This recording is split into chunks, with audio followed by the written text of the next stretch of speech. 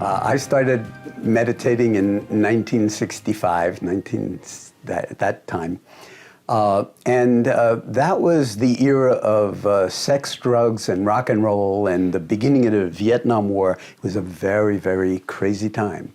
And so meditation was kind of looked at in the same way as maybe crystal gazing or astrology or things like that. It was like the far side of the lunatic fringe. So if you became a meditator, you were like really, really weird. And I was never interested in Buddhism per se, in terms of teachers. I was interested in the teachings. In the Pali language, the Buddha taught that the first noble truth is the noble truth of suffering. In the Western countries, often it was distorted as life is suffering. But the Buddha didn't teach life is suffering. The Buddha taught there is this problem of human suffering. It's a diagnosis. And so we can treat it. But the opposite of dukkha is sukha, sweetness, okay, non-pain. So the liberation is the discovery that if you don't pursue sukha and push away dukkha, you're already free. The yin-yang, so to speak, of interconnectedness, non-duality. The beauty of the Zen or Chan or Son tradition in Korea is that awareness is non-dual. It's like space. It holds the whole universe of the mind. So if you fall into this and that kind of mind, or liking or disliking kind of mind, that's dualism. But the Buddha's teaching is non-dual. That's the sort of liberative domain of wisdom.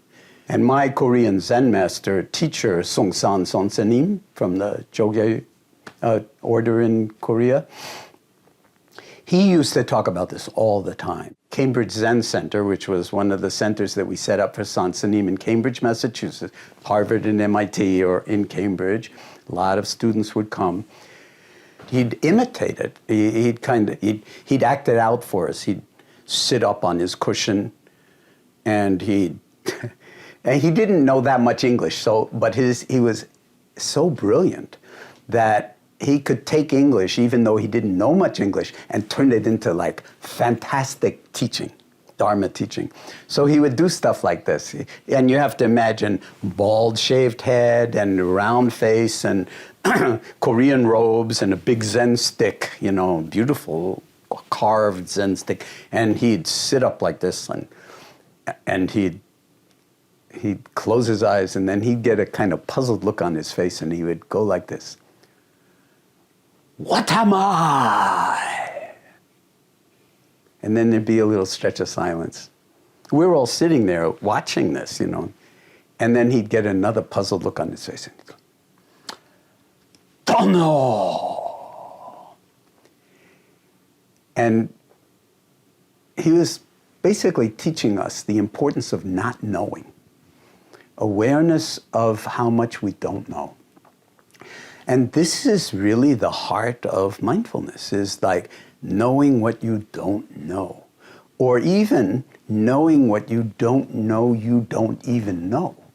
And so his teaching on that score was really very theatrical, really remarkable, hysterically funny. He had a fantastic sense of humor, but it was really powerful non-dual teaching. So that was like a very powerful formulative part of my young upbringing, so to speak, in the early first 10 years or 20 years of my meditation practice.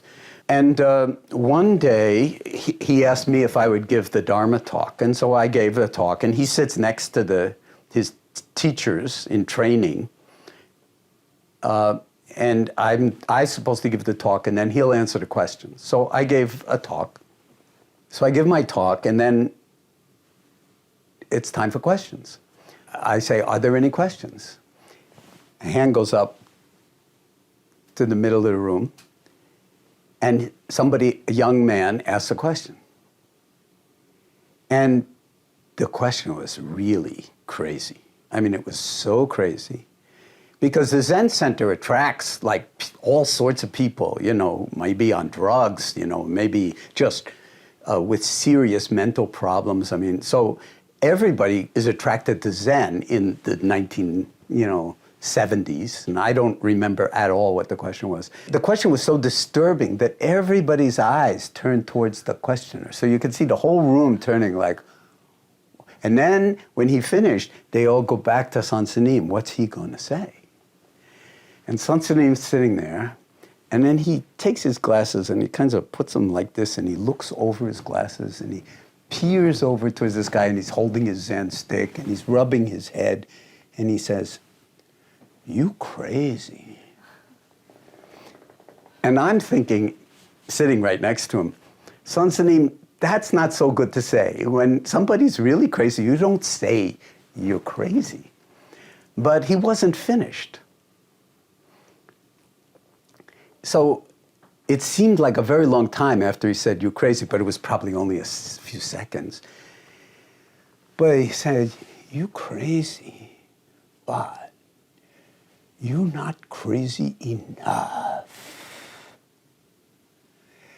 And the whole room went, "Oh, wonderful." Now, I don't know whether it was helpful to this guy or not, but it was so compassionate. The most important message is, and he lived that way, he never gave up on anybody. He would work with anybody. So the principle that I learned from that is that you never give up on anybody. As long as they're willing to do the work, I'm willing to work with them. The awareness and the compassion that comes out of, because mindfulness and heartfulness are the same thing. This is like, it's not like then there's compassion different from mindfulness. No, they're the same. So that when you embrace a difficult moment with compassion, and including self-compassion, then new dimensions open for possibility and experience and growth that were there, or let's say that were here all the time, but unless you practice, you don't have any way of accessing them. He was not my only teacher. I studied with many, many teachers in many, many different traditions. But that non-dual foundation to the teaching has always been the essence of what we teach in MBSR. Because if we're not teaching non-duality, we're not actually teaching mindfulness. And if we're not teaching mindfulness, we're not teaching Dharma. And if it's not Dharma, it's not worth teaching in the first place.